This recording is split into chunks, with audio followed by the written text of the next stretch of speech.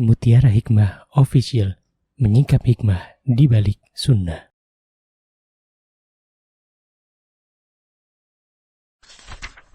Salurkan donasi terbaik Anda untuk mendukung dakwah Mutiara Hikmah Official. Mari siapkan bekal akhirat kita. Jangan lewatkan kesempatan emas ini.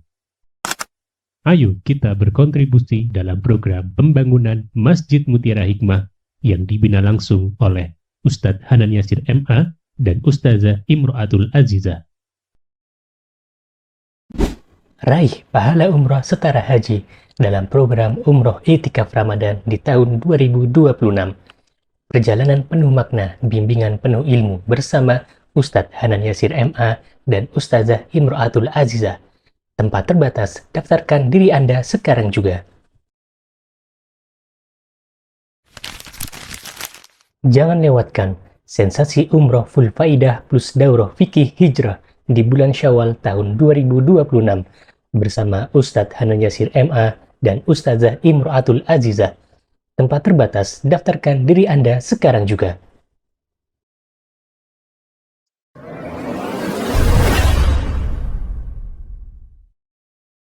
Baik teman-teman yang saya cintai karena Allah, silahkan dibuka.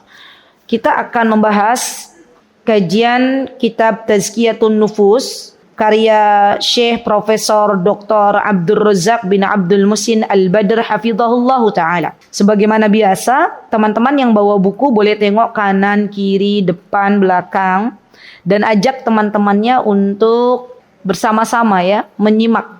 Yang di belakang aman? Aman? Aman.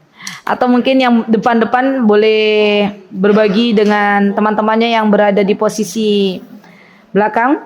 Baik. Hari ini teman-teman, kita akan mengambil poin yang ke-10. Karena memang kita sudah sampai di poin ke-10. Masya Allah ya, waktu begitu cepat. Perasaan baru kemarin ya Mbak. Kita buka kajian ini, Masya Allah hari ini selesai.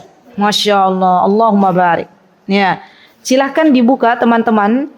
Poin ke-10 halaman 45. Halaman 45. Sudah? Baik. Akhwati fillah yang saya cintai karena Allah.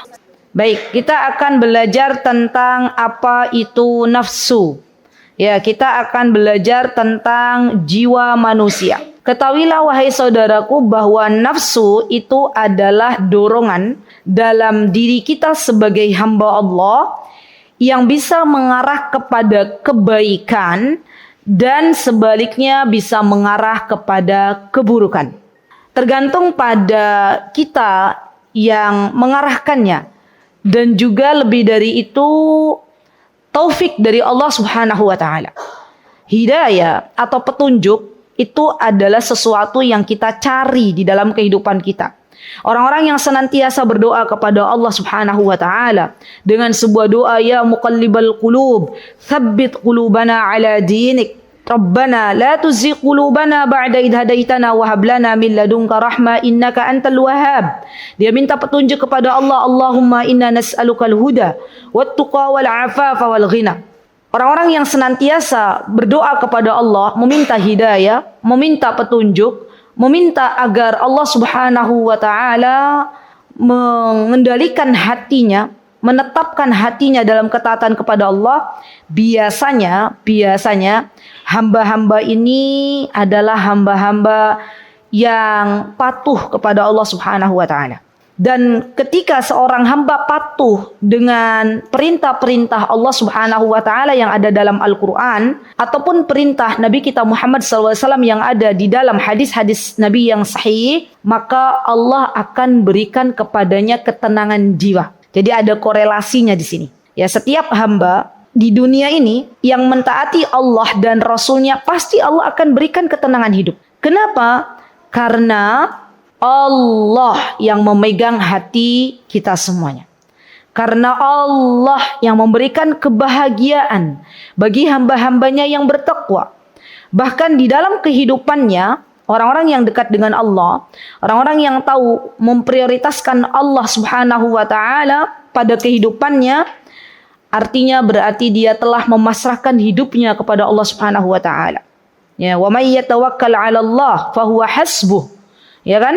Barang siapa yang dia telah menyerahkan hidupnya kepada Allah Subhanahu wa taala, maka Allah yang akan mencukupinya.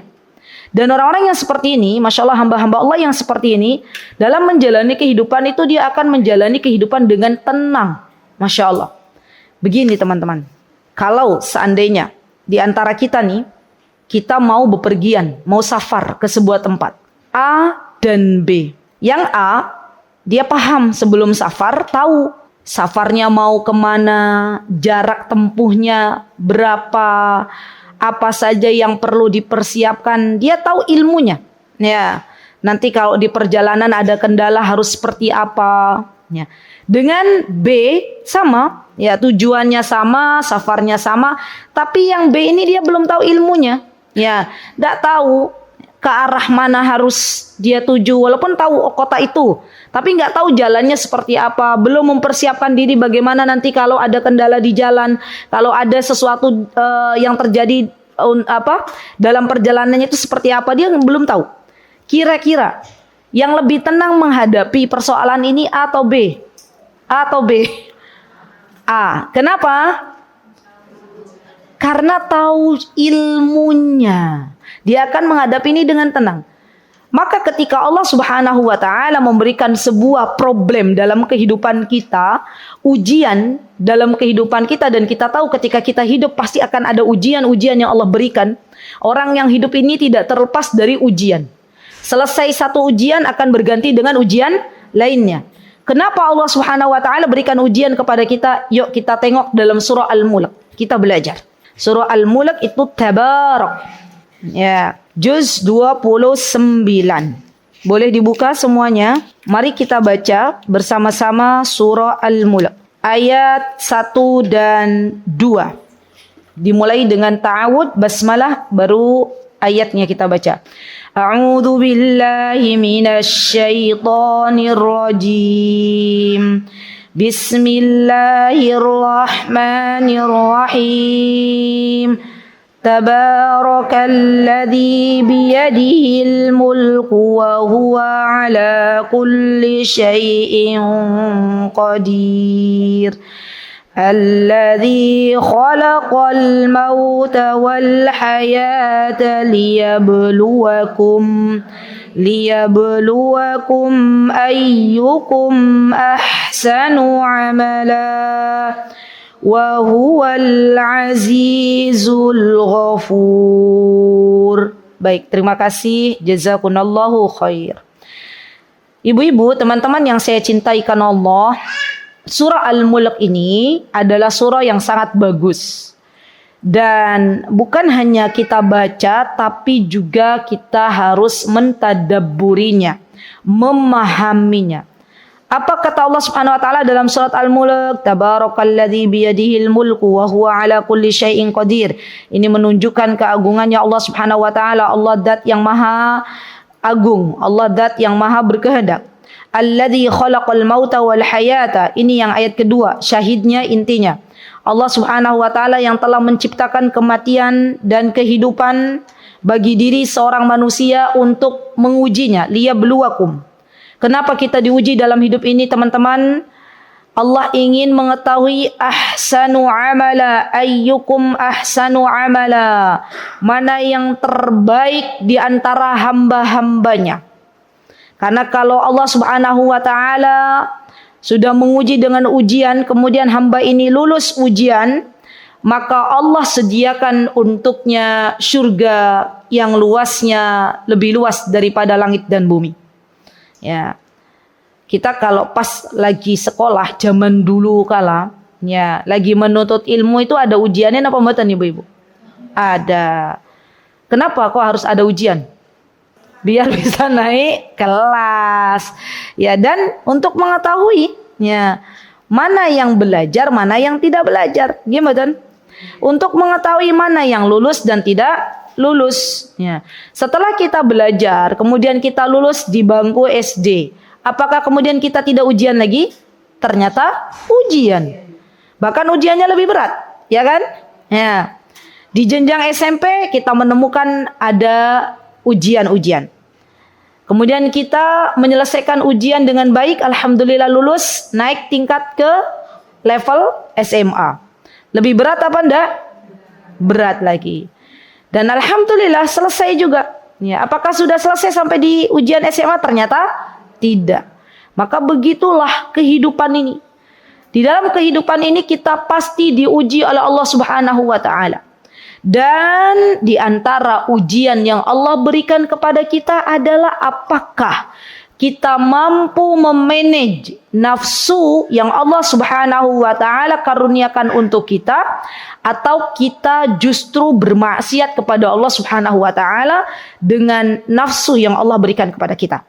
Jadi ujian, di antara ujian itu mengelola nafsu. Nanti di antara nafsu itu ada yang nafsu mutmainnah. Apa ini nafsu mutmainnah, ibu-ibu? Nafsu yang cenderung kepada ketenangan, ya, mutmain. Dan Allah Subhanahu wa taala menjelaskan dalam surat Al-Fajr, nanti kita akan belajar. Yang kedua ada nafsu lawwamah. Ya, nanti juga kita akan belajar. Dan yang ketiga ada nafsu la'ammaratum bisu. Ya, nafsu yang cenderung untuk memerintahkan kepada hal-hal yang buruk. Baik. Dan beliau Syekh Abdul Razak hafizahullahu taala, beliau mengatakan di dalam buku beliau, kata beliau di antara perkara yang harus dibahas dalam bab penyucian jiwa adalah mengetahui hakikat jiwa serta mengetahui sifat-sifatnya. Kenapa kita harus belajar mengetahui macam-macam jiwa? Ini dia.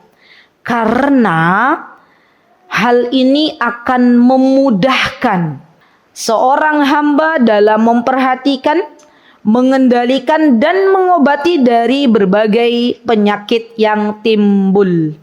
Saya coba tarik, ya. Saya berikan contoh dalam kehidupan real sehari-hari. Begini teman-teman. Pernah dengar hari ini banyak teman-teman kita, wabil khusus para muslimah, yang kena penyakit mental. Pernah? Banyak napa sedikit? Banyakan mana? Muslimah yang kena mental zaman sekarang atau zaman dulu? Zaman sekarang. Kenapa? Coba saya mau tanya. Kenapa Mbak? Kenapa? Nyenengan? Nje. Jauh dari agama dan juga banyak melihat sosial media. Karena jauh dari agama dan banyak melihat sosial media. Oke.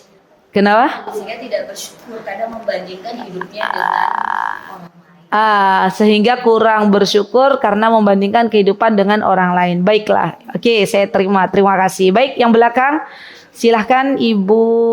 Sebentar, ini kayaknya kok tegang semua mukanya ya. Kalau yang sepuh-sepuh ini udah, maksudnya saya lihat sudah mulai tenang-tenang ini ya. Yang momi muda saya pengen tanya, momi muda mana momi muda ya? Ini random ini ya sianya. Oke Mbak, Ibu atau Mbak ya?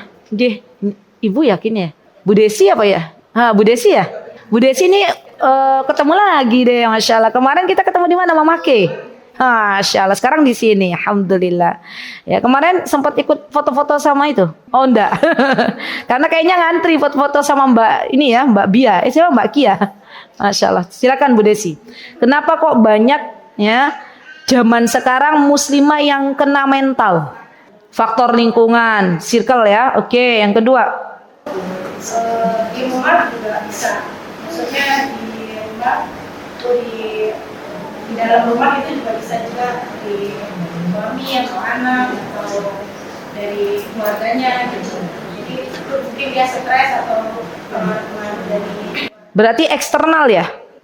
Mboten, maksudnya bukan dari dirinya, berarti dari orang luar, dari orang lain tapi masih dalam, tapi dia bukan dari dirinya gitu loh. Penyebab utamanya dari luar gitu. Oke, baik. Ada lagi? Sudah? Baik. Siap. Satu lagi, momi muda mana? Tolong angkat tangan, momi muda. Belakang ini yang pernah muda ini. Iya. Mana ya? Ibu sepuh. Masya Allah. Banyak masalah yang dihadapi. Kemajuan zaman. Kemajuan zaman tuh berarti teknologinya udah canggih ya Bu ya? Masya Allah. Apakah semua orang ketika menghadapi teknologi yang canggih kemudian berada dalam tahap nun sewu, depresi atau stres atau penyakit mental? Oh, mungkin bisa. Ya. Baik, baik. Ya, oke, saya terima. Terima kasih Ibu, jazakillah khair. Baik, teman-teman. Jadi, ternyata kalau kita mengkambing hitamkan, ya mulai dah ya, adanya teknologi, adanya sosial media, adanya teman-teman lingkungan gitu ya. Maka yang ada bukan kita mencari solusi, tapi kita akan terus menyalahkan orang-orang yang ada di luar kita. Gimana? Oh, aku depresi nih karena suamiku begini, karena anakku begini, karena tetanggaku begini, karena temanku begini. Itu kira-kira masalah, problem yang dihadapi tambah runyem apa tambah terselesaikan? Runyem. Sepakat ya? Baiklah. Nah, Islam mengajarkan kita untuk membenahi hidup dimulai dari dalam diri kita. Catat ini baik-baik. Jadi penting ibu-ibu bagi kita, kalau ada masalah, maka jangan dulu menyalahkan orang lain. Masih ingat kemarin ibu-ibu yang hadir bersama saya dan Bunda Wening, ada yang hadir di Masjid Al-Hidayah Purwosari Kamis kemarin? Oke, apa kata Bunda Wening? Kata beliau, saya ingat ya apa yang disebutkan oleh beliau. Kalau kita punya masalah dengan orang lain, ya seharusnya yang butuh bantuan untuk ke konselor atau ke psikolog itu bukan kita, tapi orang yang bermasalahnya. Ya, kita alhamdulillah baik-baik saja, tapi orang yang bermasalah dengan kita, dia yang harus butuh diterapi. Ya, berarti kalau diri kita sudah tenang jiwanya, kita sudah bisa memanage nafsu yang Allah Azza wa Jalla berikan, mau orang lain berkata apapun nggak ngefek, Bu. Ya, kita tenang. Yang penting kita bukan termasuk orang-orang yang mendolimi orang lain. Kita bukan termasuk orang-orang yang berkata kasar lisannya kepada orang lain, gitu ya. Jadi hidup itu, Bu, terkadang kita itu dibikin rumit karena merumitkan sendiri. Nah, memusingkan sendiri. Kita sudah berjalan di garis yang sesuai dengan apa yang dianjurkan oleh Nabi kita Muhammad SAW dan oleh Allah Subhanahu Wa Taala. Ternyata ada komentar-komentar. Gimana? Iyalah pasti. Orang hidup tuh pasti kena komentar. Dan kata Imam Syafi'i rahimahullah ta'ala, sangat tidak mungkin kalau kita hidup hanya sekedar ingin memuaskan setiap orang yang berkomentar kepada kita. Gitu kan? Akhirnya, endingnya, Bu, berarti kita tahu, kita tarik kesimpulannya, kalau kita pengen tenang hidup kita, maka jangan risaukan apa kata orang lain, tapi fokuskan membenahi diri kita dengan Allah Subhanahu wa Ta'ala dulu. Hubungan kita dengan Allah diperbaiki dulu. Makanya kan dalam Islam itu kan diajarkan ala bidzikrillahi tatmainnul qulub, gitu kan? Ya, bahwa sesungguhnya orang-orang yang banyak mengingat Allah maka Allah akan berikan ketenangan jiwa. Nah, masalahnya lagi nih, Bu. Ya, kadang kalau kita punya problem, punya masalah, yang pertama kali kita adukan masalah itu bukan kepada Allah tapi kepada bestie kita. Ya, bestie, ya. Aku tuh punya anak gadis, gitu ya, Mbak Fitri ya. Aku punya anak gadis anak gadisku tuh banyak yang melamar, masya Allah. Ya saking cantiknya anaknya, masya Allah, Allahumma barik. Lah terus kudu kepiye ya aku yo. Ya ini punya apa? Punya nilai plus ini, B punya nilai plus ini, C punya nilai plus ini, D punya nilai plus ini, E punya nilai plus ini. Kan anakku harus nikahnya cuma satu orang, ya karena nggak ada yang namanya monogami. Poliandri, adanya poligami gitu ya. Nah dia lupa kalau seharusnya lagi bingung-bingung begini, harusnya minta sama Allah, kembalikan semuanya kepada Allah. Ya, karena yang memberikan ujian untuk kehidupan kita, termasuk kita bingung memilih siapa calon mantu kita, itu Allah. Dan di mana jawabannya? Jawabannya Allah yang punya. Makanya yang namanya istikharah, Bu, istikharah, milih gitu ya. Itu bukan hanya untuk calon pengantin. Ya, untuk kita yang punya anak-anak sudah besar, termasuk saya yang punya anak gadis usia 19-20 tuh deg-degan juga Mbak Fitri. Ya. Ya kalau misalnya ada yang datang, tiba-tiba yang datang banyak. Wah, Masya Allah, ini gimana ya Allah, semuanya baik gitu ya, Masya Allah. Maka kita minta sama Allah, ya Allah, Engkau Dat yang Maha Tahu, ya Allah, siapakah laki-laki yang tepat menurut Engkau yang akan mendampingi putri saya. Langsung Bu kita minta sama Allah. Ya, dan kita akan dibuat tenang oleh Allah dalam menghadapi perkara itu. Kita akan ditunjukkan oleh Allah step by stepnya. Ya, pernah dengar nggak? Ada wanita baik-baik, wanita salihah. Saya pernah mendapatkan seorang wanita yang sudah siap menikah. Ya sudah kenalan sudah ta'aruf, ya kemudian Masya Allah sudah nadhar, tinggal siap menikah. Ya, qadarullah. Ya ini terjadi beneran gitu ya. Qadarullah. Ternyata laki-laki ini Masya Allah bagus gitu ya, akhlaknya bagus menurut penglihatan manusia. Tapi ternyata ya ada yang memberitahukan dia bahwa calon suaminya itu penyuka. Kita paham ya ibu-ibu ya. Nah gitulah ya, nggak normal. Akhirnya dia kaget. Ya, kemudian curhat ke saya. Saya bilang bersyukur sama Allah. Alhamdulillah belum menikah. Alhamdulillah. Ya, belum menikah alhamdulillah. Tapi undangan udah dibuat. Kita kan sebagai manusia ya wajar. Ya undangan sudah dibuat, mungkin janur kuning sudah dipesan ya. Tiba-tiba kok gagal gitu kan. Saya bilang alhamdulillah. Karena saya pernah ibu-ibu, saya pernah cerita di mana ya. Saya malam-malam kayaknya di sini udah pernah belum ya. Maghrib saya ditelepon oleh seorang wanita. Nggak tahu dari mana nomor telepon saya. Ustazah Aziza tolong datang ke rumah sakit A sekarang. Kalau Ustazah nggak datang sekarang, belum tentu besok Ustazah masih lihat saya. Masya Allah. Betul. Itu saya akhirnya apa? Saya telepon suami, ya Ustaz Hanan. Ini ada beneran ini orangnya begini gitu. Saya WA waktu itu ya. Oke, rumah sakitnya kamar mana gini. Alhamdulillah Ustaz Hanan pas mau antar saya. Ya. Kita datang Bu, kami datang, saya masih ingat betul ya dengan peristiwa itu. Saya lihat, saya buka kamar rumah sakit ya, teriak-teriak. Ya Allah. Aduh, ya Allah ini kenapa ini? Suruh meruqyah atau gimana? Ya.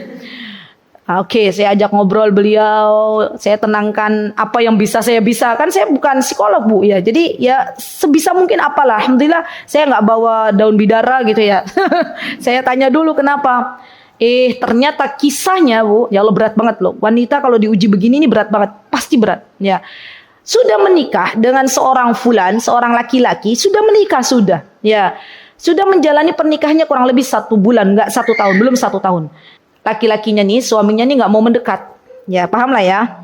Ngobrol, akhirnya ketahuan kalau suaminya ini begitu, nggak normal. Paham lah ya. Ya, terus beliau stres gitu ya. Kenapa kok bisa begini ya? Sudah, akhirnya saya bilang udah tenangkan.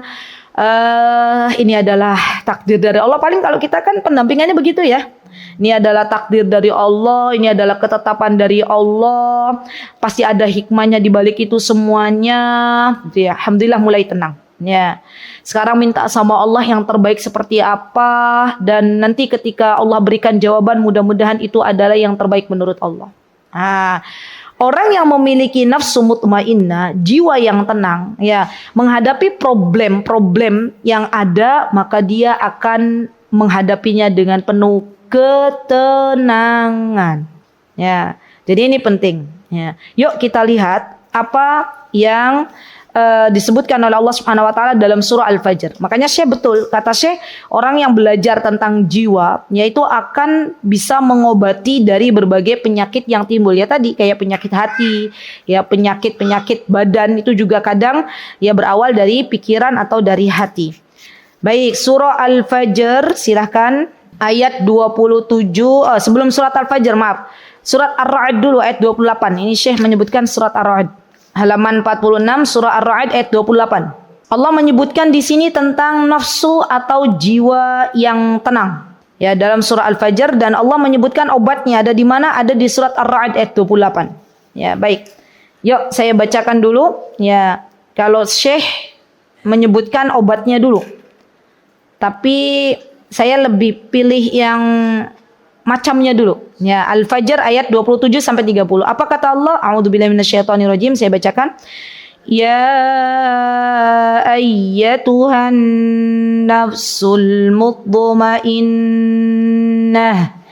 irji'i ila rabbiki radiyatan mardiyah fadkhuli fi ibadi wadkhuli jannati.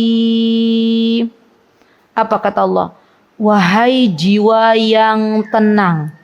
Lembut banget kan dipanggilnya wahai jiwa yang tenang. Masya Allah. Kata Allah, irji'i ila rabbiki radiyatan mardiyah. Kembalilah kepada Rabbmu radiyah, dengan hati yang puas lagi diridhoi oleh Allah Subhanahu wa taala. Mardiyah itu artinya Allah meridhoi jiwa-jiwa yang tenang ini untuk kembali kepada Allah. Fadkhuli fi ibadi, dan masukkanlah ke dalam golongan hamba-hambaku. Di sini jamaah. Jamaah nanti khawatir membingungkan. Saya artikan golongan. Wadkhuli jannati, dan masukkanlah ke dalam surgaku. Yuk kita belajar surat Al-Fajr ini. Jadi begini Ibu-ibu. Orang-orang yang punya jiwa tenang ini adalah orang-orang yang mengenal Allah Subhanahu wa taala. Ya, yang disebut ayyatuhal nafsul mutmainnah, orang-orang yang punya jiwa tenang, itu adalah orang-orang yang sudah mengenal Allah Subhanahu wa taala seutuhnya. Maka dari itu Ibu-ibu, di antara ilmu yang tinggi dalam ilmu agama itu adalah ilmu mengenal Allah. Kalau ada teman-teman mu'alaf ya belajar, apa yang harus dipelajari? Di antaranya adalah ilmu mengenal Allah. Ya, itu wajib ya sifatnya. Bukan hanya bersyahadat saja, tetapi harus ada yang mengarahkan bagaimana agar mu'alaf ini lebih mengenal Allah Subhanahu wa taala. Jangankan mu'alaf, kita yang lahir dalam keadaan alhamdulillah wa syukrulillah alhamdulillahilladzi bi ni'matihi tatimmus shalihat. Dalam keadaan ya orang tua kita muslim, ya, itu aja terkadang belum mengenal Allah Subhanahu wa taala. Nggih mboten Ibu-ibu? Nggih. Kadang kita datang ke sebuah pengajian, ya. Kemudian di pengajian itu ada lantunan Asmaul Husna. Ya, biasanya bagaimana Ibu-ibu? Huwallahul ladzi, gitu kan ya? La huwar rahmanur rahim, gitu-gitu ya. Sampai akhir. Coba tanya deh, ya. Orang-orang atau kita kalau yang hafal Asmaul Husna, coba tanya ke diri kita. Sudah paham belum makna satu persatu nama Allah Subhanahu wa taala? Jawabannya sudah hafal apa belum? Maknanya, kalau hafal mungkin hafal. Maknanya sudah paham apa belum? Belum. Nah, balik lagi. Ya, berarti tugas kita adalah belajar. Belajar apa teman-teman? Belajar lebih dekat mengenal Allah Subhanahu wa taala. Kalau Imam Ibnul Qayyim, beliau menyebutkan dalam kitab Ad-Da'i wad-Dawa, itu bagus tuh kitabnya beliau. Kitab tentang tazkiyatun nufus, Ad-Da'i wad-Dawa. Ya, itu beliau menyebutkan bahwa seorang hamba hendaklah dia mengenal Allah, atau bahasa Arabnya ma'rifatullah, mengenal Allah. Ya. Mengenal Allah seperti apa caranya? Kita bisa mempelajari nama-nama Allah yang indah. Kita bisa mempelajari sifat-sifat Allah yang mulia. Ya. Alhamdulillah wa syukrulillah. Masya Allah, Allahumma barik. Ya, Ustadz Hanan sudah pernah membahas ini tuntas. Dan buku yang dipakai juga bukunya Syekh Abdul Razak. Ya. Buku tentang mendalami nama-nama Allah dan sifat-sifat Allah. Ya. Di Masjid Prawiro Taman. Ya, itu Masya Allah tuh selesai biidnillah. Ya, jadi ada di YouTube Mutiara Hikmah, insya Allah kalau mau belajar teman-teman, ya bagaimana kita mengenal Allah Ar-Rahman itu seperti apa, Allah Ar-Rahim itu seperti apa, Allah Ar-Razzaq itu seperti apa, dan bagaimana kita menyikapi dalam kehidupan kita sehari-hari. Masya Allah teman-teman, saya berusaha ya sebisa mungkin walaupun ada agenda ya, kalau pas jadwal di Prawiro Taman tuh saya sempat-sempetin ikut gitu loh. Kenapa? Karena saya butuh untuk diingatkan oleh Allah Subhanahu wa taala tentang kemahaagungan Allah Subhanahu wa taala. Jadi kalau kita duduk di majelis yang membahas tentang Asmaul Husna Allah, tentang sifat-sifat Allah yang mulia, kita itu Bu ya seperti sedang diingatkan oleh Allah bahwa tenang, ada Allah gitu loh. Allah Ar-Razzaq, tenang. Ada Allah yang dat yang maha memberikan rezeki. Tenang, ada Allah Al-Hadi yang memberikan petunjuk kepadamu. Ada Allah Al-Latif yang maha lembut kepada hamba-hambanya. Ya. Dan subhanallah ibu-ibu, ketika kita keluar dari kajian, ya, bermajlis ilmu untuk lebih mengenal Allah Subhanahu wa taala, Masya Allah, Allahumma barik, ya, jiwa kita itu merasa lebih tenang. Ya. Dan itu efek dari ilmu yang kita dapatkan mengenal Allah Subhanahu wa taala. Jadi kita harus belajar. Ya, jangan sampai kita hanya mengejar sesuatu yang seharusnya bukan menjadi prioritas utama. Ya. Boleh belajar bahasa Arab, bagus. Ya, belajar nahwu sharaf bagus. Tapi jangan sampai kita belajar bahasa Arab terlebih dahulu tapi kita tidak belajar mengenal Allah Subhanahu wa taala. Ya, karena Syekh Abdul Razak coba lihat di halaman 46. Kata Syekh Abdul Razak, jiwa yang tenang yaitu jiwa yang tenang lantaran keimanan dan ingat kepada Allah. Ya, beribadah kepada Allah dan antusiasme yang tinggi terhadap keimanan. Jadi maksudnya iman itu kata Imam Ibnul Qayyim, iman itu teman-teman punya 3 rukun. Rukun yang pertama adalah diyakini dengan hati, kita meyakini bahwa Allah itu Rabb kita semuanya. Kemudian yang kedua, kita melafadzkan dengan lisan, ya, bahwa kita beriman kepada Allah Subhanahu wa taala, asyhadu an la ilaha illallah wa asyhadu anna Muhammadan abduhu wa rasuluh. Dan yang ketiga, kita mengamalkan dengan jawarih, mengamalkan dengan anggota badan kita. Ya. Sebagai bukti bahwa kita itu beriman kepada Allah Subhanahu wa taala. Ya, nanti cabang-cabangnya seperti apa iman? Banyak. Ya, cabang iman itu banyak. Dan ini juga yang harus kita pelajari. Zaman dulu kala, ya waktu kami masih di Yaman, kita itu belajar tentang Kitabul Iman. Namanya Kitabul Iman. Ya. Bahkan malu yang sekarang sudah banyak hilang dari para muslimah, ya. Itu ternyata bagian dari cabang iman. Ya. Apa kata baginda Rasulullah SAW? Al-haya'u syu'batun minal iman. Bahwa malu itu adalah bagian dari iman. Maka kalau ada seorang wanita dia sudah mempelajari cabang dari keimanannya itu malu, dia akan malu. Kalau ya nun sewu, badan tubuh yang selama ini Allah berikan dalam keadaan sehat, dalam keadaan tidak kurang satu apapun, ternyata dipakainya untuk berjoget-joget ria. Ya, untuk geol sana, geol sini. Dan itu direkam, diupload di sosial media. Malu, Bu. Kenapa? Karena betapa banyak ya mata laki-laki di luar sana di sosial media yang melihat lekak-lekuk tubuh kita. Ya. Malu, di mana malu kita kepada Allah Subhanahu wa taala? Malu Allah yang telah memberikan kepada kita makan seperti selama ini. Allah yang telah memberikan kepada kita penglihatan selama ini. Ya, seharusnya kita tidak bermaksiat kepada Allah Subhanahu wa taala. Kenapa kita nggak boleh joget-joget ya geol sana geol sini ya di publik di area umum? Ya karena itu akan mengundang nafsu atau syahwat laki-laki. Ya, dan bisa dibayangkan Bu, kalau sampai sudah terupload di media sosial dan banyak kaum laki-laki yang akhirnya endingnya tergoda dengan perilaku kita, maka wallahi itu akan menjadi dosa jariyah yang akan kita panen sampai kita berada di liang lahat.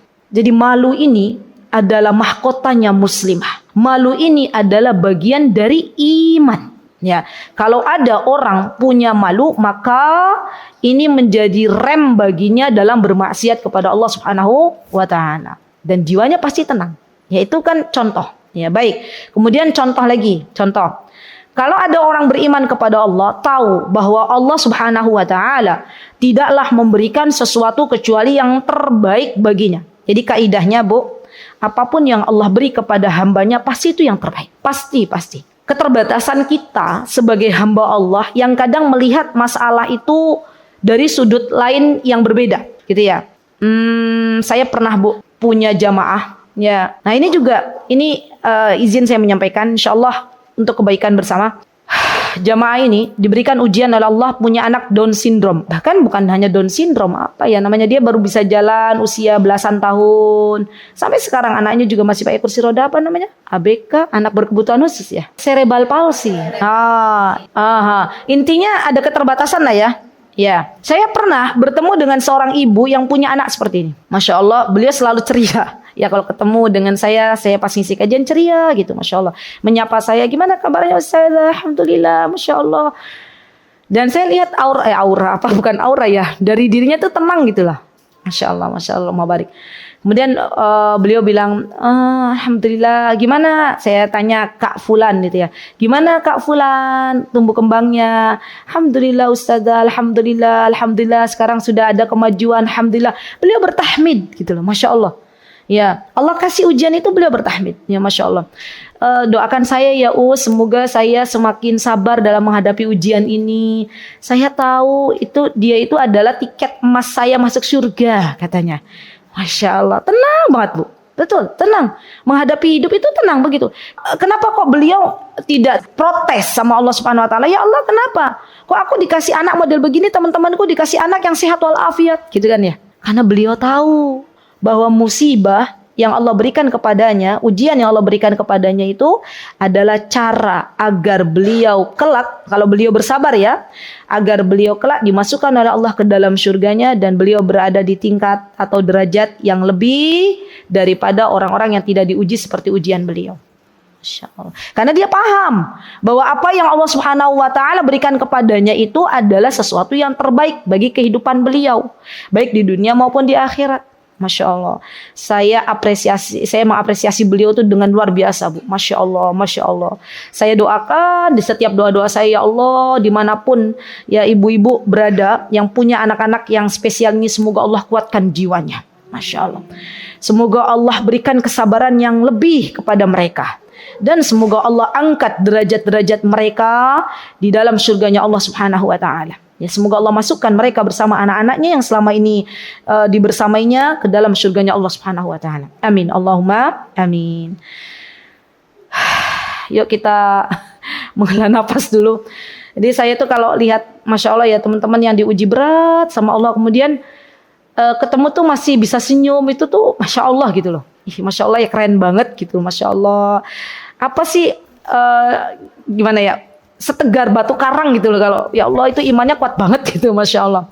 Dan Masya Allah ibu-ibu, kalau kita lihat ujian yang Allah berikan kepada diri kita, itu kalau kita bandingkan dengan teman kita yang ujiannya berat itu, insya Allah tidak lebih berat daripada orang-orang yang diuji dengan yang lebih berat. Ya, tapi nanti di akhirat nanti keadaannya akan berbeda Bu, akan berbeda. Orang-orang yang diuji oleh Allah dengan ujian yang berat, kemudian dia bersabar atas ujian itu, maka orang ini akan diberikan pahala yang luar biasa. Bahkan orang-orang yang tidak diberikan ujian seberat itu, dia akan minta sama Allah dikembalikan ke dunia. Itu hadisnya sahih. Ya Allah, tolong kembalikan aku ke dunia ya Allah. Untuk apa? Biar engkau uji saya seperti ujian yang engkau berikan kepada fulanah yang saat ini saya lihat dengan mata kepala saya, engkau berikan pahala yang lebih besar daripada pahala saya. Tapi itu tidak mungkin karena sudah berada di akhirat. Jadi sekarang yuk, ini pelajaran untuk diri saya dan teman-teman semuanya. Setiap problem, setiap ujian hidup pasti itu adalah yang terbaik dari Allah Subhanahu Wa Taala. Tinggal kitanya mau seperti apa menghadapi ujian tersebut. Ya, kalau kita menerima ridho, nah ini ridho ini udah tingkat paling tinggi ya. Ridho, menerima dulu. Ya, apa yang Allah Azza wa Jalla berikan kepada kita, maka itu yang menyebabkan akhirnya Allah ridho. Jadi kalau kita ridho, Allah ridho. Ya, tapi kalau kita protes, kita katakan, ya Allah kenapa begini, kenapa begitu, kita bersuudzon kepada Allah, berarti dalam hal ini kita belum ingin mendapatkan keridhaan Allah Subhanahu Wa Taala. Ya, jadi hidup tuh ya begitu ibu-ibu. Ya, jangan kira ibu melihat seorang hamba, ya yang hidupnya tuh Masya Allah sepertinya tuh bahagia gitu ya. Kemudian kita lihat, keren banget ya Masya Allah. Dia apa-apa ada gitu ya. Apa-apa ada. Ya, mau beli ini nggak usah mikir, ya tabungannya nggak usah lihat saldonya tinggal berapa ya gitu ya. Bu, apakah orang-orang begitu nggak diuji sama Allah? Diuji sama Allah. Ya, saya pernah bertemu dengan salah satu jamaah yang masya Allah, Allahumma barik, beliau diberikan kelebihan harta oleh Allah Subhanahu Wa Taala. Kemudian beliau curhat nangis-nangis, Bu. Ya, ternyata beliau juga punya ujian yang lebih mungkin, ya kalau saya lihat lebih berat daripada saya, tapi beliau nggak pernah cerita. Ya, beliau nggak pernah cerita. Orang-orang kata beliau, Ustaz Aziza, mungkin orang-orang lihat saya, kehidupan saya berserta keluarga saya itu oke-oke aja. Padahal saya loh yang merasakan betapa sakitnya, katanya gitulah. Ya Allah. Ya. Sekarang saya kalau lihat kebahagiaan orang lain, ya kita doakan, masya Allah, Allahumma barik, semoga Allah langgengkan kebahagiaannya. Begitu kan, Bu? Ya, kalau kita lihat teman kita diuji dengan sesuatu yang tidak sesuai harapannya, kita doakan, ya Allah, semoga Engkau berikan solusi, ya Allah, dari apa yang Engkau ujikan kepadanya. Begitulah kita sebagai seorang Muslim, karena kita itu satu tubuh. Kita harus bisa merasakan orang lain senang, kita ikut senang. Orang lain tidak senang, kita ikut tidak senang, begitu. Ya. Dan subhanallah ibu-ibu, masya Allah, ya Allah mabarik. Ketenangan jiwa itu adalah rezeki dari Allah Subhanahu Wa Taala. Ya. Makanya kita minta sama Allah, ya Allah berikan aku ketenangan hidup. Ya Allah berikan aku keridhaan dalam segala takdir yang Engkau berikan. Nah, itu yang paling masya Allah. Kadang kita luput ya berdoa begitu ya. Ya Allah berikan aku keridhaan atas ketetapan darimu. Ridho. Ya, nerima. Ya Allah berikanlah aku ketenangan hidup. Ya Allah berikanlah aku kebahagiaan di dunia dan di akhirat. Ya, itu doa yang seharusnya kita minta kepada Allah Subhanahu wa Ta'ala. Baik. Kemudian Syekh mengatakan bahwa di antara cara agar kita mendapatkan ketenangan hidup ada dalam surat Ar-Ra'd. Jadi ini obatnya. Yang di atas ini obatnya. Apa obatnya? Kata Syekh menukilkan firman Allah dalam surat Ar-Ra'd. A'udzu billahi minasyaitonir rajim. Alladzina amanu wa tatma'innu qulubuhum bidzikrillah. Ala bidzikrillahi tatma'innul qulub. Orang-orang yang beriman dan hati mereka menjadi tentram dengan mengingat Allah. Ketahuilah hanya dengan mengingat Allah hati menjadi tentram. Mengingat Allah itu ibu-ibu banyak caranya. Ada ketika kita sekarang sedang duduk di majelis ilmu ini kita dalam rangka mengingat Allah. Ya. Ada yang menggunakan waktunya untuk bermajlis ilmu. Ada yang menggunakan waktunya untuk berzikir kepada Allah Subhanahu wa Ta'ala. Ada yang menggunakan waktunya untuk tadabbur alam. Ya, lihat ada pepohonan, ingat lagi Allah Dat yang Maha menciptakan pohon ini, tadabbur. Ya, ini cara mengingat Allah. Ada lagi di antara cara mengingat Allah adalah dengan membaca dan mentadabburi Al-Quran. Dibuka Al-Quran, ditadabburi, dibaca lagi arti terjemahannya. Kemudian kita pelajari apa yang ada di dalam Al-Quran ini. Ini namanya tadabbur. Ya. Dan di antara cara mengingat Allah adalah dengan kita banyak-banyak mengenal Allah Subhanahu wa Ta'ala dan senantiasa mengingat kebaikan-kebaikannya Allah Subhanahu wa Ta'ala. Itu caranya. Ya, caranya jadi kalau ada masalah apa, ya kita bilang tenang ada Allah, tenang ada Allah. Coba deh, mulai deh ibu-ibu. Mulai biasakan kalau kita ada problem apa, langsung kita bilang tenang ada Allah. Ya. Atau kalau mau buat tulisan di rumah, tulisan besar-besar itu, ya. Tulis saja tenang ada Allah gitu ya. Ingat kisahnya Abu Bakar As-Siddiq radhiyallahu an ketika bersama Rasulullah SAW di dalam gua, masih ingat nggak kisahnya? Kan waktu itu Abu Bakar ketakutan, takut kalau orang kafir Quraisy melihat Rasulullah Shallallahu Alaihi Wasallam. Maka Rasulullah SAW menghibur Abu Bakar dengan apa coba? Dengan apa? Dengan firman-Nya Allah Subhanahu Wa Taala. Apa kata Rasulullah SAW kepada Abu Bakar? Innallaha ma'ana, la tahzan, innallaha ma'ana. Wahai Abu Bakar, tenang. Kan bahasanya gitu kan? Tenang, ada Allah. Masya Allah. Dan ini teman-teman, patut kita ajarkan kepada anak-anak kita. Catat baik-baik. Jadi banyak anak-anak zaman sekarang, terutama generasi Z dan generasi Alpha ya. Apa sih zaman sekarang generasi Alpha ya? Kita generasi apa? Milenial. Ibu-ibu generasi apa? Generasi semakin kesini atau generasi strawberry gitu ya zaman sekarang ya. Itu kan generasi-generasi yang dia melempem gitu nggak sih? Tapi pasti ada plusnya. Pasti.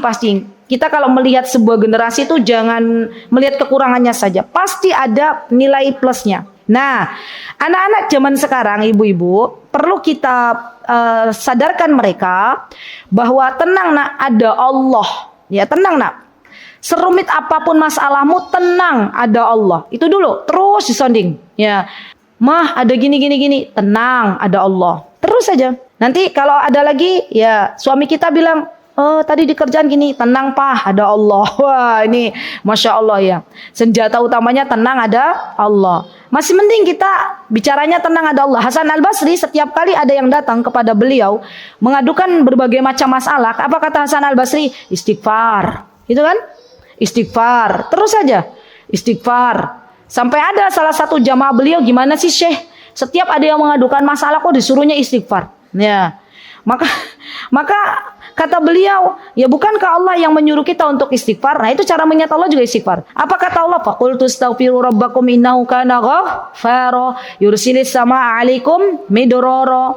Nah, itu kalau pengen Allah tolong kita dalam berbagai masalah kehidupan, maka jadikanlah Allah Azza wa Jalla sebagai tujuan utama kita. Banyak-banyak minta ampun sama Allah. Kan musibah itu ibu-ibu, nih izin saya menyampaikan. Apa sih bedanya ujian sama musibah? Nah, di antaranya tidaklah musibah terjadi pada diri manusia kecuali karena dosa-dosanya. Ya, dosa.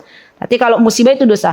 Kalau ujian ini akan menimpa bukan hanya kepada orang yang berdosa, tapi kepada orang yang beriman pun Allah kasih ujian.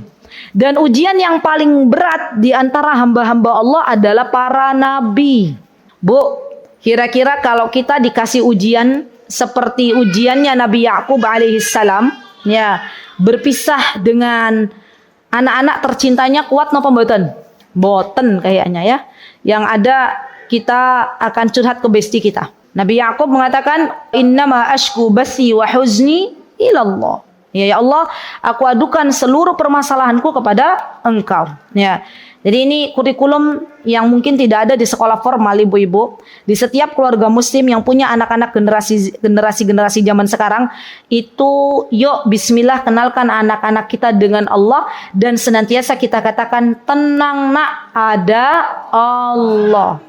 Insya Allah biidnillahi ta'ala, kalau setiap ibu ya Masya Allah dimampukan oleh Allah untuk menenangkan jiwa anak-anaknya, maka insya Allah tidak ada lagi yang namanya peristiwa bunuh diri. Kan banyak juga anak-anak zaman sekarang stres sedikit bunuh diri. Kenapa? Karena lupa kalau ada Allah, gitu ya. Masya Allah. Baik, jadi diantara ya caranya adalah banyak mengingat Allah. Yang kedua ibu-ibu ya, yang kedua adalah nafsu lawwamah. Apa kata Syekh? Nafsu lawwamah itu jiwa yang gemar mencela. Maksudnya gimana ya? Mencela maksudnya kalau pemilik dari jiwa tersebut berbuat kesalahan atau melalaikan kewajiban, tidak mengerjakan ketaatan dengan sempurna, maka biasanya nafsu lawwamah ini protes. Ya, realnya Bu begini. Real dalam kehidupan kita. Teman-teman yang saya cintai karena Allah, pernah nggak teman-teman mendapati kondisi mau bermaksiat sama Allah, mau nipu Allah, ya. Terus hatinya tuh bilang ini, jangan, ya.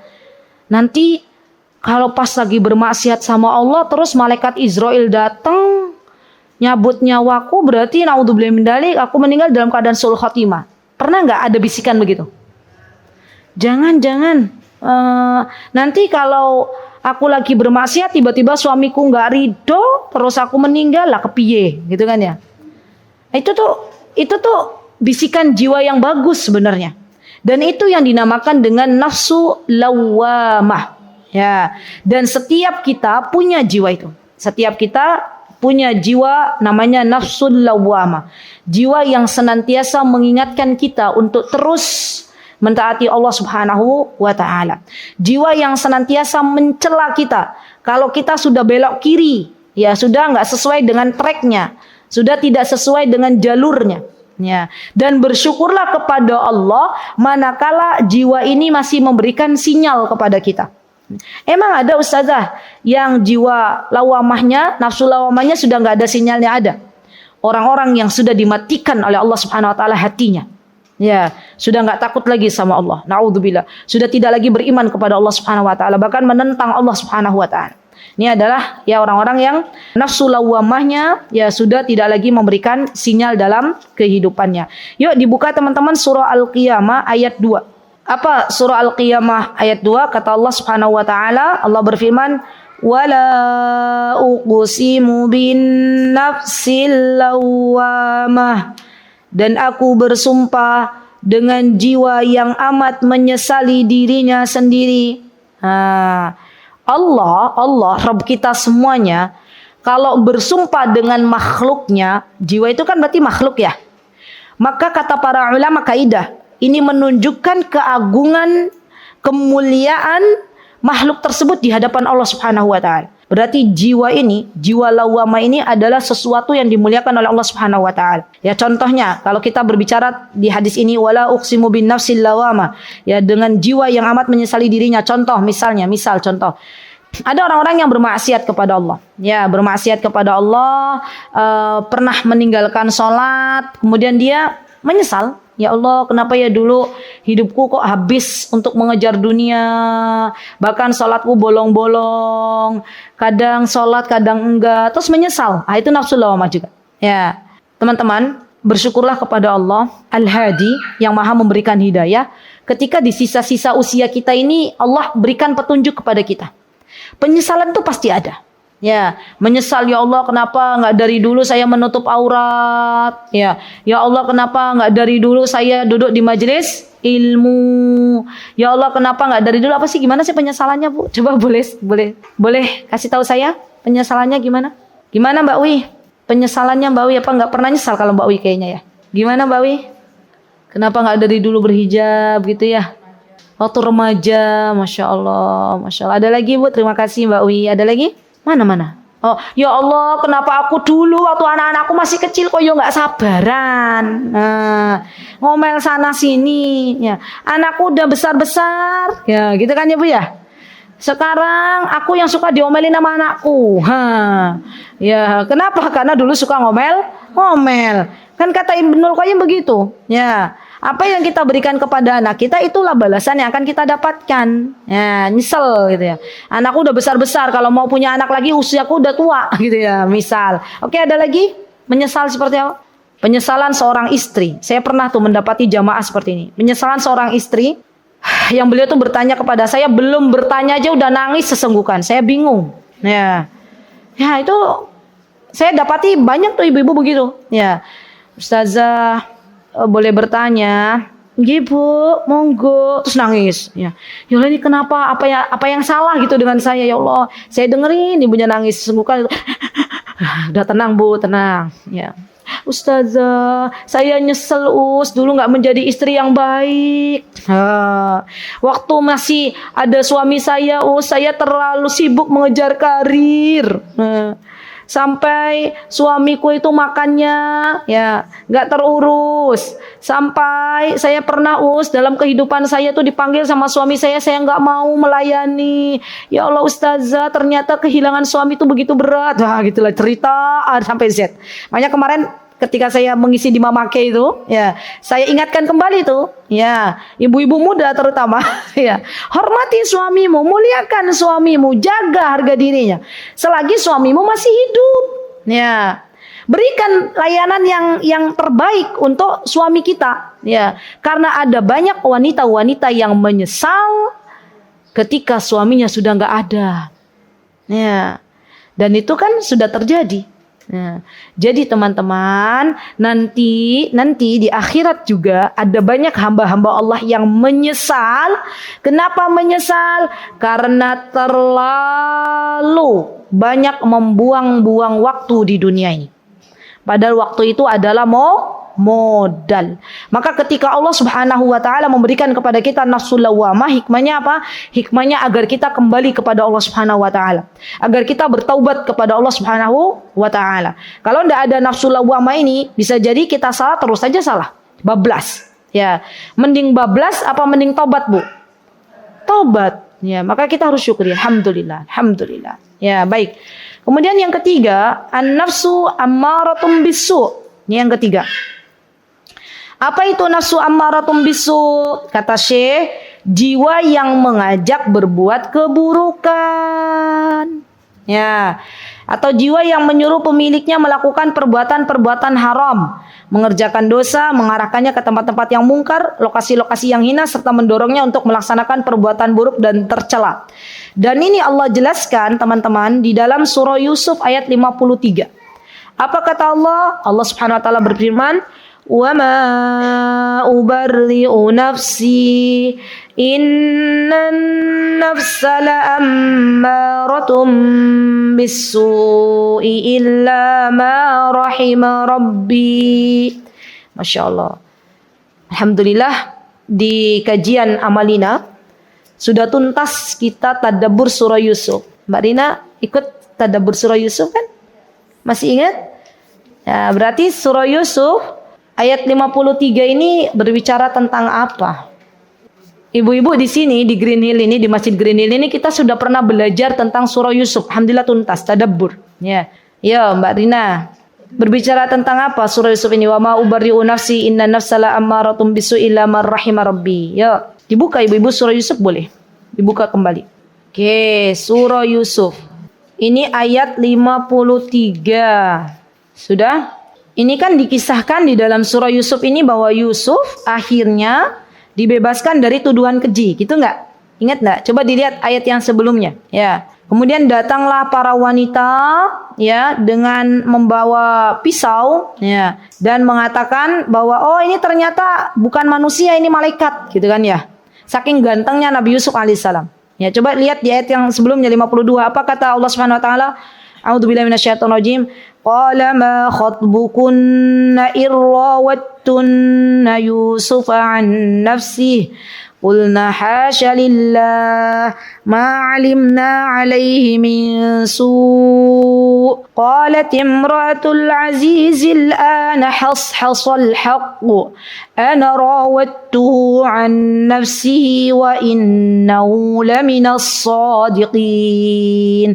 Dzalika liya'lama anni lam akhunhu bil ghaib wa anna Allah la yahdi kaidal khainin wa ma ubarri'u nafsi innan nafsa la'ammaratun bisu'i illa ma rahima rabbi inna rabbi ghafurur rahim. Masya Allah. Allahumma barik. Lihat bagaimana Nabi Yusuf lebih memilih untuk dipenjara, ya kan, daripada meladeni para wanita-wanita ini. Dan Nabi Yusuf mengatakan bahwa sesungguhnya nafsu yang dimiliki oleh istrinya raja, ya, itu adalah nafsu yang menyuruh kepada keburukan, yang menyuruh untuk berzina. Ingat kisahnya, wallahu ta'ala alam. Ada yang mengatakan Zulaikha, ada yang mengatakan namanya itu nggak diketahui siapa, gitu ya. Yang penting beliau istrinya raja, ya, punya kedudukan di istana, kemudian mengajak Nabi Yusuf alaihissalam untuk berzina. Tapi kemudian akhirnya apa? Nabi Yusuf mendapatkan petunjuk dari Allah Subhanahu wa taala, diselamatkan dari perbuatan keji ini. Masya Allah. Dan Nabi Yusuf alaihissalam mengatakan bahwa sesungguhnya nafsu ini diantaranya adalah menyuruh kepada keburukan. Contoh real ya dalam kehidupan kita ibu-ibu, para muslimah terutama. Oke, begini. Ketika Allah Subhanahu wa taala menguji seorang muslimah, ya, dengan diberikan kedudukan yang lebih tinggi daripada suaminya di hadapan manusia. Ketika Allah Subhanahu wa taala menguji seorang istri dengan diberikan titipan harta yang lebih banyak daripada suaminya, Maka istri ini ibu-ibu ya lebih condong untuk memuliakan suaminya atau tidak memuliakan suaminya. Kenapa begitu, Mbak? Begitu kan para istri misalnya diberikan tuh, itu kan ujian, kelebihan harta oleh Allah, diberikan kedudukan yang lebih di mata manusia. Iya, karena ego. Betul. Itu tuh ego itu sebenarnya nafsu, ya nafsu yang menyuruh kepada keburukan. Ya kata nafsunya, ngapain aku muliakan suamiku? Ya, toh aku bisa hidup tanpa suami. Begitu nggak sih kira-kira? Lah ngapain aku taat kepadanya? Itu kan subhanallah dia akan terus gitu ya. Apalagi misalnya wanita ini punya teman-teman yang nggak bagus, ya lingkungannya nggak baik, tambah-tambah dah. Nah, jadi ini loh contoh di antara contoh bahwa ternyata nafsu itu kalau kita tidak arahkan dengan hal-hal yang baik pasti dia akan mendapatkan kedudukan yang lebih. La'ammaratun bisu, dia akan menyuruh kepada keburukan. Tapi coba seorang wanita salihah, nih ya contoh kasusnya, wanita salihah, istri salihah. Dia diberikan kedudukan oleh Allah Subhanahu wa taala, amanah ya di mata manusia, ya diberikan harta yang lebih. Contohnya Khadijah radhiyallahu anha. Khadijah itu kan kedudukannya lebih kala itu ya di mata orang-orang Quraisy. Ya, di mata orang-orang Quraisy dan diberikan kelebihan harta oleh Allah Subhanahu wa taala, itu ujian. Khadijah ya pasti nafsunya akan berkata ketika itu, ya Khadijah, ngapain kamu menikahi Muhammad gitu ya? Kenapa kamu harus menikahi pemuda ini begini-begini? Tapi Khadijah Masya Allah dijaga oleh Allah Subhanahu wa taala. Khadijah punya nafsu yang tenang, ya nafsu yang mutmain. Maka dalam kehidupan Khadijah radhiyallahu anha, adakah Khadijah radhiyallahu anha beliau berkata ya dengan suara yang lebih keras daripada suara baginda Rasulullah SAW? Tidak. Ya, Khadijah adalah sosok wanita yang dijanjikan oleh Allah Subhanahu wa taala sebuah rumah di dalam surganya Allah, di mana rumah itu yang akan ditempati oleh Khadijah itu rumahnya tidak bising. Ya Allah, kita berdoa di tempat yang mulia ini semoga kita nanti besok di surga bertetangga dengan Khadijah. Amin. Pengen Bu? Pengen. Syaratnya apa? Kalau pengen bertetangga dengan Khadijah, syaratnya kecilkan volume kita. Di depan suami kita. Berat apa berat Bu? Lah katanya pengen tetanggaan sama Khadijah. Ya Allah, belajar ya. Kita ini lagi belajar. Ya. Ustazah, volume suami saya itu sudah lembut, selembut kapas. Bu, perhatikan deh orang-orang yang menikah itu. Coba deh, atau perhatikanlah pasangan kita. Biasanya satu ngegas, satu ngerem Bu. Iya nggak sih? Satu suaranya keras, satu suaranya lembut. Ya, satu rame, satu sepi. Gitu nggak Bu? Begitu ya Bu ya pasangan ya. Ya, tapi ternyata, Masya Allah ya, kalau kita belajar dari sosok-sosok istri-istri Rasulullah SAW, maka mereka itu semuanya bagus. Ya, walaupun sifatnya beda-beda, tapi mereka bagus dalam melayani Rasulullah SAW. Makanya mereka terpilih menjadi sosok ummahatul mukminin. Ya, jadi nafsu ini ibu-ibu diantaranya adalah nafsu yang menyuruh kepada keburukan. Baik, yuk kita lanjutkan halaman 48. Kemudian saya mengatakan pada dasarnya ketiga sifat jiwa ini sebenarnya merupakan kondisi-kondisi yang berkaitan dengan jiwa. Oleh sebab itu, ketiga kondisi tersebut dapat berganti dan berubah-ubah berdasarkan faktor luar yang mempengaruhi kejiwaannya. Ya, bahkan terkadang ketiga sifat ini ada pada diri seorang dalam satu hari, tergantung pada kondisi jiwanya. Betul. Yang namanya iman itu kadang naik, kadang turun. Al-imanu yazidu wa yanqus, yazidu bi ta'atillahi wa yanqusu bi ma'siyatir rahman, atau yazidu bi ta'atir rahman. Iman kita meningkat manakala kita mentaati Allah Subhanahu wa taala Ar-Rahman, dan berkurang manakala kita bermaksiat kepada Allah Subhanahu wa taala. Dan para ulama telah memberikan beberapa contoh yang menjelaskan kondisi kejiwaan manusia agar seorang muslim dapat memahami kejiwaannya dengan mudah. Dan beliau mengatakan ya akan menyebutkan dua contoh. Yang pertama Imam Al-Ajuri rahimahullahu taala, beliau menyebutkan di dalam kitab Adabun Nufus. Tolong ibu-ibu digaris bawahi Adabun Nufus. Digaris bawahi Adabun Nufus ini. Beliau berkata, saya beri sebuah contoh yang tidak asing lagi insyaallah, bahwa ketahuilah bahwa sesungguhnya jiwa itu bagaikan anak kuda jantan yang indah. Apabila seseorang melihatnya, maka mereka akan merasa takjub terhadap keindahan dan keelokannya. Ya, jiwa itu seperti itu. Lantas seorang ahli hewan berkata, kuda ini tidak akan bisa dimanfaatkan hingga dilatih dengan bagus. Diajarkan dengan baik, setelah itu barulah ia akan bermanfaat dan dapat digunakan untuk mengejar dan melarikan diri.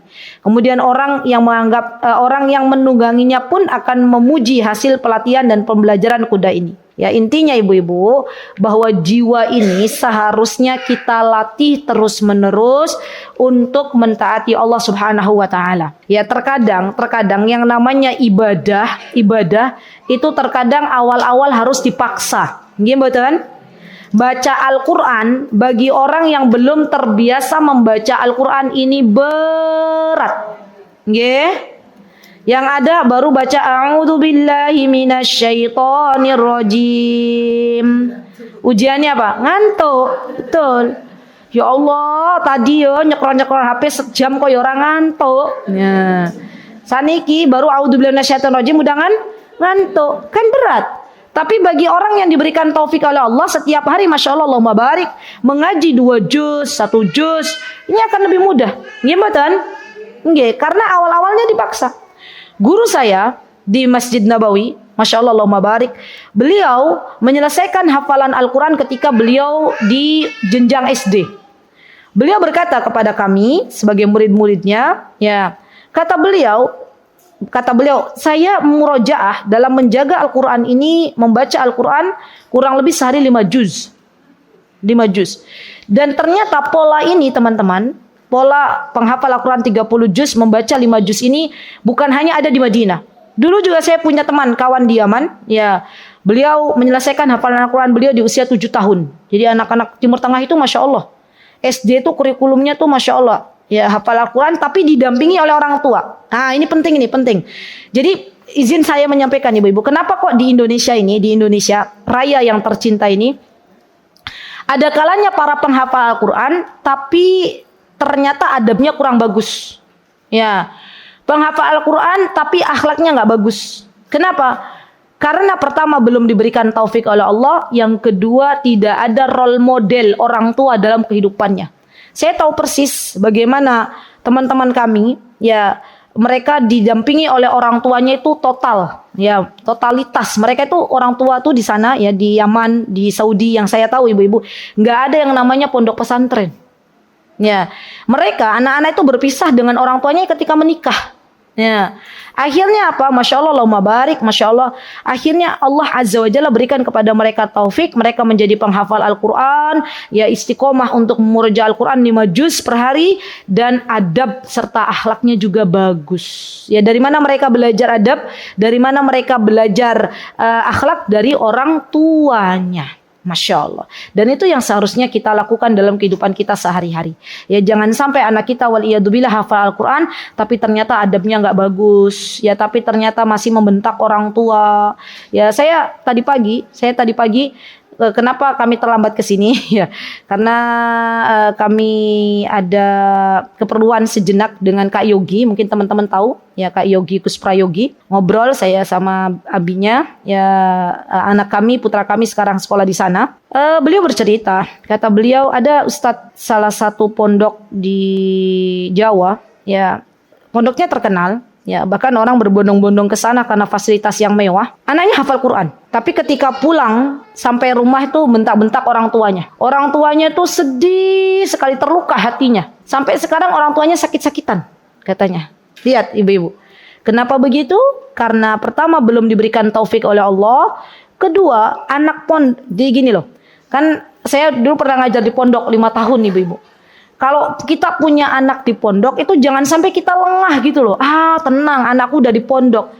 Ya enggak begitu. Tetap kita kawal dengan doa, tetap kita kawal untuk melihat, menjenguk, menelpon. Karena itu adalah amanah dari Allah Subhanahu wa taala. Yuk, kapan-kapan bagi teman-teman yang punya anak-anak di pondok, kita kumpul bareng. Saya senang sekali. Kumpul bareng terus kita sharing, ya. Gimana nih seharusnya kita para orang tua, ya, bersikap, ya, dengan anak-anak kita yang ada di pondok, ya. Mondok itu bagus.